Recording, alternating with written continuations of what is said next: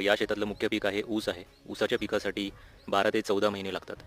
15 महिने देखील लागतात. तर 15 महिन्यांचा हा खूप मोठा कालावधी असतो. तर ऊसाचं पीक हे जोपर्यंत मोठं होतं आहे तोपर्यंत त्या कालावधीमध्ये आपण इतर कुठली पिकं घेऊ शकतो. आम्ही कोणती घेतली आहे त्याबद्दल सांगतो. इथे कडेला तुम्ही कोथिंबीर पाहू शकता.